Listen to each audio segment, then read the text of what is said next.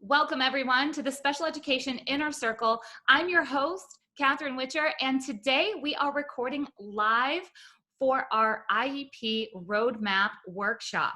So you're going to hear me interacting with those who are here. We have parents, teachers, admins, therapists, all here ready to create their 2021 roadmap.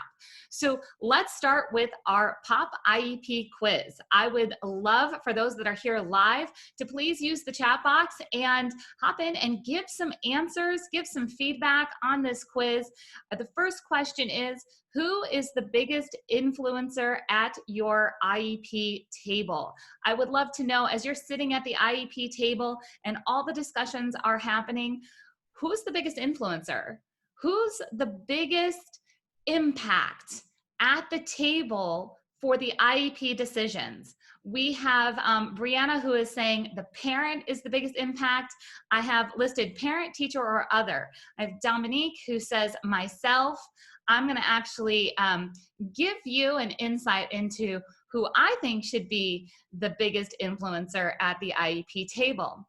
And the next question is, how long does your IEP meeting last? Is it 1 to 2 hours, 3 to 4 hours, or multiple days? I'm always interested to see the answers to how long does your IEP meeting last, because it varies so much. So let's see, I have some more answers to the who's the biggest influencer. Brianna, who is in our Master IEP Coach Mentorship, just said the child. Yes, that's exactly what I'm looking for. We have to keep everything child-centered. Now, the parent is typically the biggest voice for the child, but the biggest influencer at the table needs to be the child, whether they are present or not. We need to be making our decisions based on that child's needs. So we have, let's see, Angela says that her IEP meetings typically last 2 hours. We have 1 to 2, 1 hour, 1 to 2.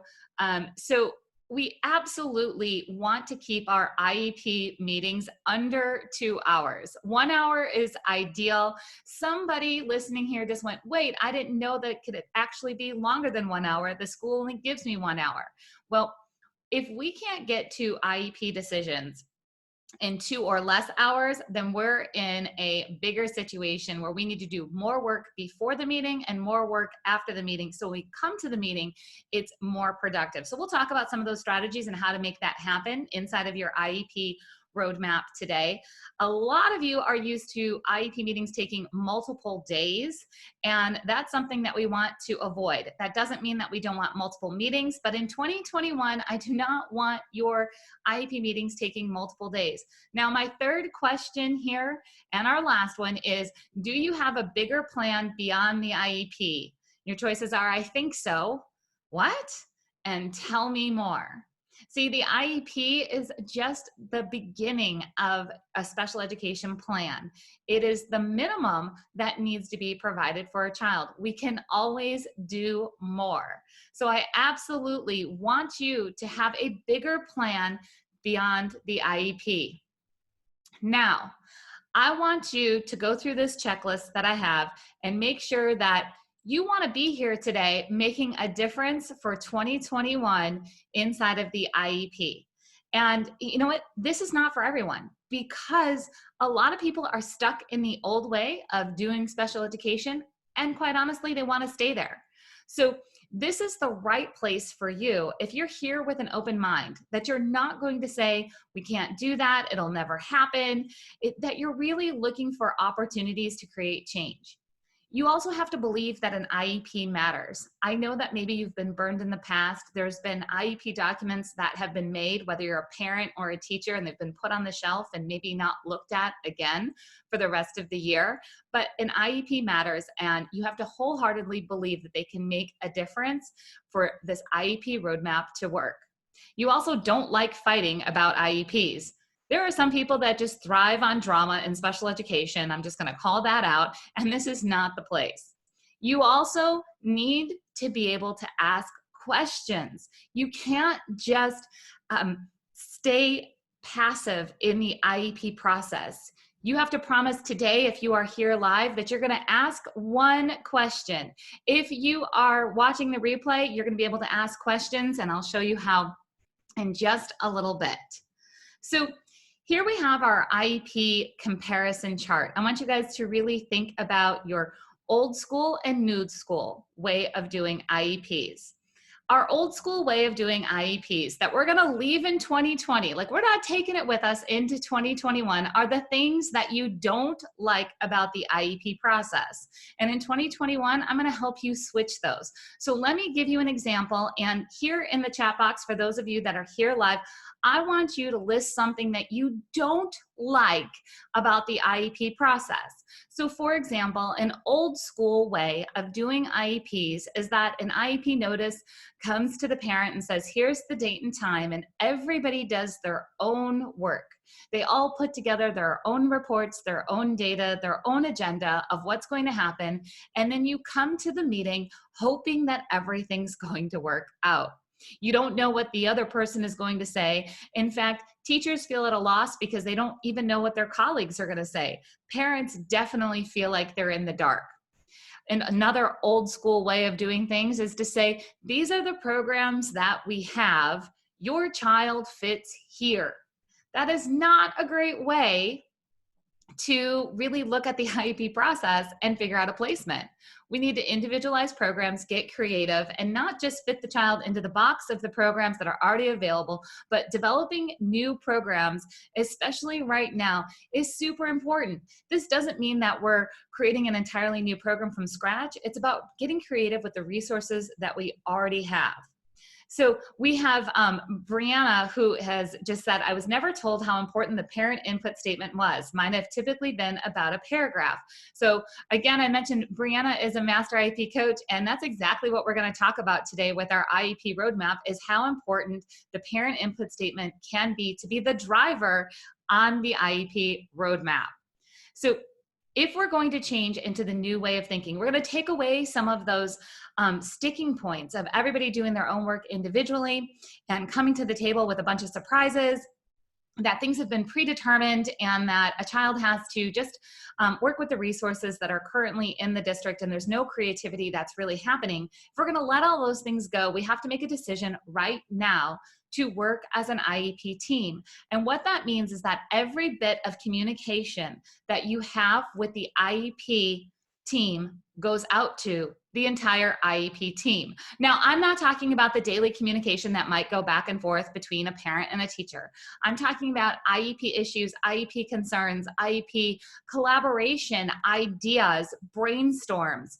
We need to share those as a team. One of the biggest things that I love to teach all families and teachers that I work with is that when we start communicating as a team, we start working as a team. So for example, if a child is struggling out on the playground with making friends, that is not a one-person issue on the IEP team. That is everybody. The OT, the speech therapist, the classroom teacher, everybody can have input on how to try to help the child develop their strengths on the playground so recess is an enjoyable activity. But we have to communicate as a team. Most of the time when an issue like recess comes up, it goes straight to the teacher, and the teacher then has to troubleshoot.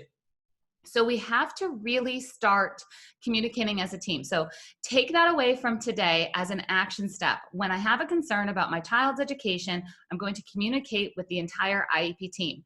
Teachers and therapists, I need you to do the same thing. It is not about trying to figure out everything behind the scenes and get it right. You have to include the parent in communication. They know that there's going to be struggles and they want to be part of the solution. When we flip our IEP process from the old school to the new school way, we have to make the decision that we're going to be working on facts, not feelings. In fact, I'm going to give you a red flag that you have to write down, and anytime you hear yourself say this or you hear somebody else say this, you're going to know that you need to start asking for data. We're going to make really smart decisions in 2021 based on data. So anytime you hear somebody say, I feel, and then they finish that sentence about what they're feeling. I feel that the student would do better in a large group situation. I feel that my child would do better with a one-on-one situation. I feel that, is a huge red flag statement. So as we get prepared for 2021, I mean, we've taken a huge detour in 2020, right? Things have fallen apart and we need to get back on track. But to do that, we need the facts to make it happen. So I want you to be committed to communicating as a team about the facts. I want you to communicate with data. I want you to communicate with really black and white information that does not leave room for too much air, right? We can't be perfect all the time when it comes to figuring out exactly what needs to happen in the IEP, but what we can be is really smart and operate on facts versus feelings. So inside of your IEP roadmap, we have a sweet spot. And for those of you that are listening on the podcast, you're not able to see the visual, but we have circles that are overlapping, and it shows that school's on one side and home's on the other side, and the student is in the middle.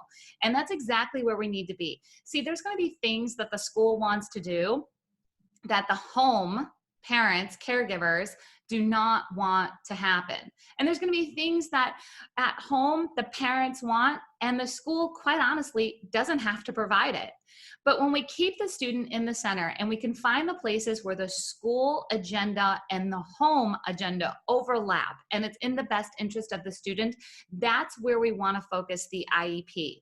We can have discussions about what the school is supposed to provide or isn't providing, and what the home, caregivers and parents want and what would be best for the child. But it's when we find the common ground of what is appropriate for the student. Remember, in the purpose and findings of Ideal Law, we have that special education is supposed to provide a free and appropriate public education, but it's also there so we can meet a child's unique needs and prepare them for further education, employment, and independent living. That is all centered around the student. And when we bring the agenda from school and the agenda from home and we put it together and keep the student at the center, that's our sweet spot for the IEP roadmap. There are 6 stops on your IEP roadmap. Now, there are a lot of pages inside of a document, and there's a lot of boxes to be checked. But if we look at these 6 things in 2021, you are going to have a different special education experience. We have the parent input statement, present levels of performance, annual goals and objectives, accommodations and modifications, services, and placement. Those are the 6 areas that I want to help you in 2021 make sure are really on point for each individual student. That might be your child, or maybe you're a teacher and this is for your students. You need to figure out where to focus because there's so much going on. It's feeling overwhelming. So we have Megan who has said, the IEP team knows that I am coming with my binders and I want data and examples of the issues they are saying they are having with my daughter. And that's exactly right. We can completely honor that things are not always great inside of a special education program, but we have to have the conversation centered around the student and data so we can leave the feelings to deal with later. We have to get to really building this foundation based on facts inside of these 6 IEP stops of the parent input statement, the present levels of performance, annual goals and objectives, accommodations and modifications, services, and placement. So today, I'm going to walk you through that first stop on the IEP roadmap, and that's your parent input statement. Now, we would expect when we hear what's the parent input for the IEP, that there would be an awesome statement inside of the IEP. Everybody, no matter where you're located in the country, there is a section in the IEP for parent educational concerns, or it might say parent vision statement. It's labeled something different, but the purpose of that section is to get the parent input. We expect that that should be a very detailed area, but the reality is that the parent input statement is typically underutilized. It's an area where sometimes parents dump their complaints, and the teachers or whoever's taking notes at the IEP meeting are just listing off things like, mom is worried about child eating lunch by themselves. Yes, that's a concern, but that's not where it goes inside the parent input statement. That is something that we need to be dealing with at a different level. So your parent input statement should really have a clear vision of what the parent or caregivers expect long-term in several areas that are extremely important for both short-term and long-term success. Now, a lot of people don't know this, but when you go to school to become a special education teacher, and I did that. I have a bachelor's degree, a master's degree, and several different teaching certificates, okay? When you go to school, they don't teach you exactly which IEP goals to pick for a child because that would be impossible to do. You learn how to write IEP goals, you learn how to do some direct instruction, but we don't have a crystal ball as a special education teacher to figure out exactly what each child needs. And each child has unique needs, and each family has different expectations. So as an educator, when you can really help a parent develop a parent input statement, it can actually make your job easier because you have a direction to go. A lot of you guys know I'm a special needs sibling. So my brother is 43 with Down syndrome. And what my parents wanted for my brother was much different than perhaps even some of their best friends who had children with Down syndrome. But everybody's needs can be met inside of the IEP, and it can meet the family's expectation if we get clear on what that expectation is. So a lot of the breakdown that happens inside of an IEP is because the parents have one expectation of what special education should be doing, and teachers are basically making their best guess at what they should be doing for a child and helping them reach the next milestones. Now, I don't want to minimize the education. Like I said, I am trained as a teacher, but we really are picking from several hundred of options of goals when it comes to helping a child make progress in reading, make progress in communication, make progress in their social, emotional areas. There's all different options for us. And we have to be able to narrow that down. And working with parents and creating a parent input statement that sets expectations very clearly for where home and school can meet and work together is really important. So I have here for you a parent input statement and how we can really include all of the areas. So you'll see here that it needs to be student-centered. We need to have areas of social emotional, communication, academics, and community skills or community relationships. Now, for those of you, again, that are on the podcast, I have a visual of a triangle and everything starts at the top, and we have the most important as student-centered, and then we have social, emotional, communication, academics, and community listed underneath. The intensity of each of those areas will vary depending on the child's needs. They don't have to go in that order. But at the very bottom of that is where we have the district agenda, meaning that all of this parent input needs to be balanced with what the school can do, what the school should be providing. But parent input comes first. A lot of times parents will limit their vision for their own children because they don't believe that the school can provide it. They put the district's agenda as almost like a filter over what they're creating as a parent input statement. And that's not what you should do. You need to be parent input needs to be the highest expectations. And let me give you an example. I have a client of mine who wrote a parent input statement that has statements such as, my child will learn who is a trusted adult that they can ask for help. They will learn how to use sarcasm appropriately in a conversation and understand humor. They will know how to self-manage their medical needs. They will know how to navigate the community effectively. So that might mean anything from riding in a car appropriately to ordering a Lyft or an Uber or taking public transportation. Bottom line is the parent wants the child to be able to navigate through the community effectively. Those are things that can go inside of a parent input.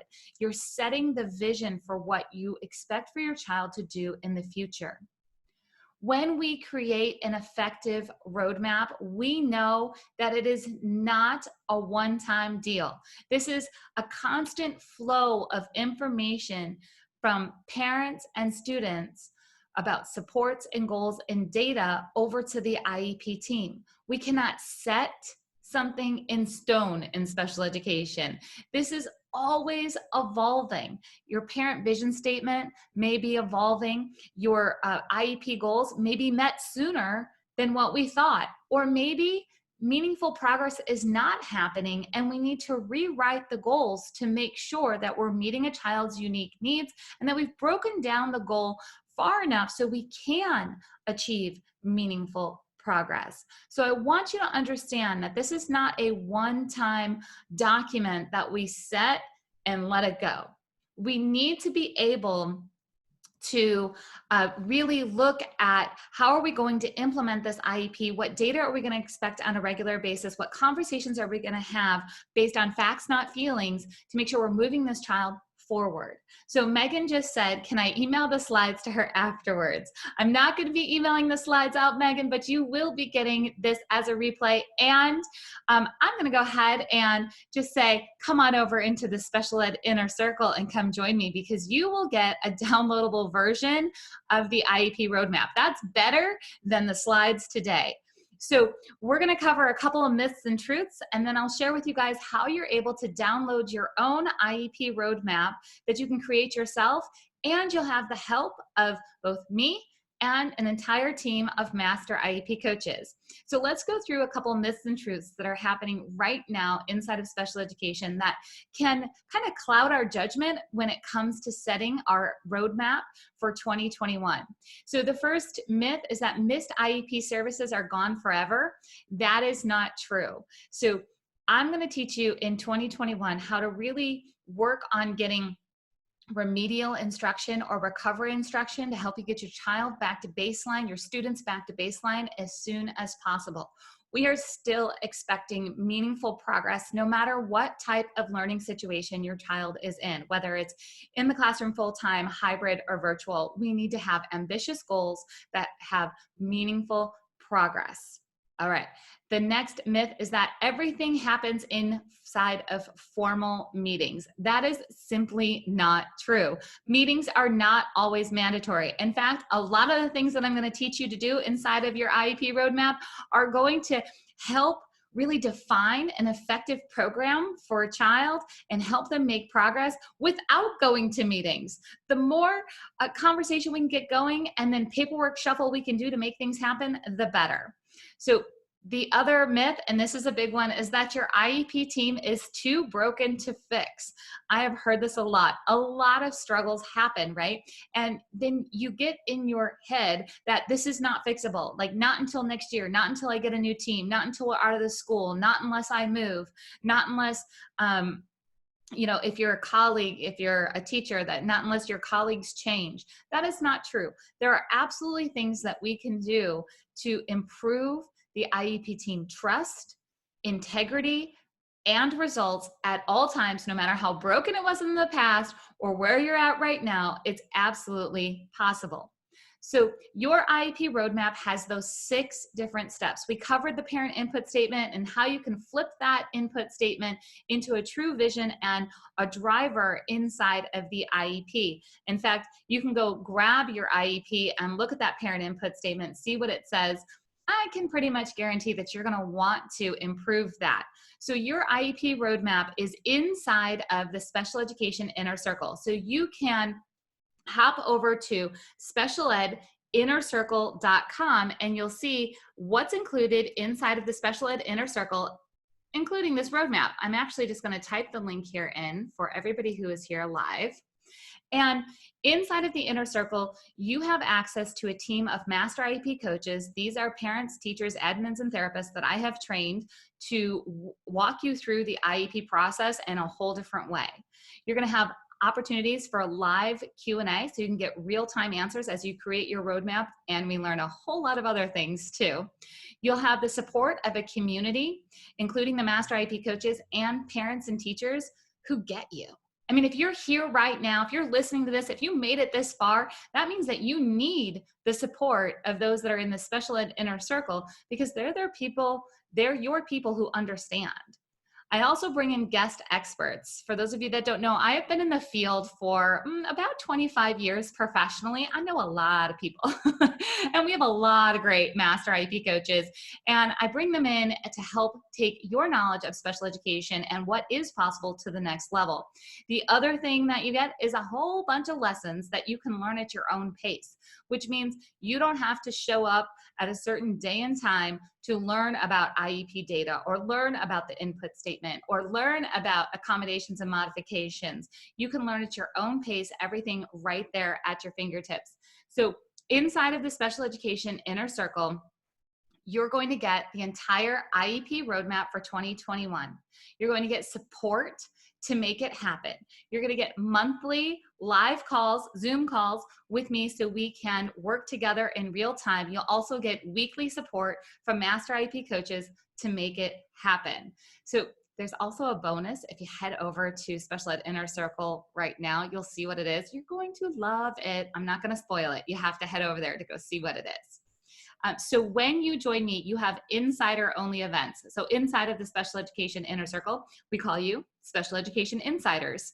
So we have insider only events that are always recorded and the replays are always available because I know that you are super busy. The Special Education Inner Circle was built for the busiest people I know. Special education teachers and special needs parents. You guys have a lot on your plate, but I know you want more information. You want to interact. You want live Q&A. You want to be able to connect. I've got all of that for you inside of the Special Education Inner Circle. This is something that's been around for years. I think we're going on year 6 right now. And what happened is I've been helping parents and teachers and teams through the special education system for the 25 years. And my private client list was full. In fact, I don't work one-on-one with clients anymore. I took all of my tools, all of the things that I've been using for decades, and I put them into an online library, and then I made it a live group and a live interactive experience for parents and teachers where you guys can show up when you can, and then I'll be available for you. So you'll be able to download the IEP roadmap, and you're going to be able to really raise up your expectations in special education. So for example, this mama who joined the Special Education Inner Circle, she had a goal that she wanted to encourage her son's teachers to think outside the box so he can achieve and exceed his goals. I mean, who wants that, right? Everybody. We want to really work together to get out of just the standard curriculum or the standard modifications or the accommodations that have been done forever. We want to really look at what can be done differently in 2021. There's a lot of things in special education that can change and should change based on what has happened in the last 6 to 9 months inside of our special education system. Remember, we said that the entire point of special education is to make sure that you are preparing a child for further education, employment, and independent living. And what that looks like right now is different than it looked even a year ago. How we use money, how we go shopping, how we're navigating our community, how we're socializing, how we are communicating and learning. We have so much technology that's happening right now. We have different ways of doing things, and a lot of this is not going to change. It's made us leap into the future faster, and we need to make sure that our IEPs are going to keep up. So many times we still have IEP goals that are written for the 1980s, and they got to go. So the whole, well, how do I figure out which goals to write as a teacher or as a parent? You know, how do I help really have input on what goals are written, and how do I help prioritize what's inside of my child's academic day? I'm going to help you do all of that inside of the Special Ed Inner Circle. We have Jennifer here, who's a member of the Inner Circle. She said, "You have made me so confident. My favorite thing to say is, do you have the data to support that? You've made me feel like an IEP superhero." Now, let me just break down this statement just for a second. Do you have the data to support that? Is because, remember, we talked a little bit ago about how we need to really make decisions based on facts, not feelings. That doesn't mean that I want more arguing and more conflict. I want less arguing. I want less conflict. To do that, we need the facts. So instead of Jennifer saying, hey, let's get together and just talk it out and figure out what do we need to do for my child next, the team was making recommendations, and she says, do you have the data? So instead of getting into a huge conversation about why is the team making this and what are they feeling and what do things possibly look like and what might be happening, she did not agree with what the team was saying. But instead of saying, I don't agree, and getting in a back and forth, she says, do you have the data to support that? And that's a great statement because it's saying, I'm not disagreeing with you. I'm just saying I want to make a decision as a parent based on facts. And I can't wait to help you do that and so much more inside of the special ed inner circle. So, is the special education inner circle just for parents? No way. So teachers join us all the time. And Molly and Yvette here, they said they do not teach us any of this when we go through college courses for special ed. And then Yvette says, it's true. I've been in the field a long time and I'm still learning such powerful things. So this is an area that teachers lack in, and it's not their fault. And by this, I mean the area of being able to collaborate, be a team leader, prioritize, prepare a child for the future, step out of the district's agenda, step back into why they got into teaching, and really join a community that has both parents and teachers. So it's not a one-sided conversation. You're constantly learning of what can be done across the country.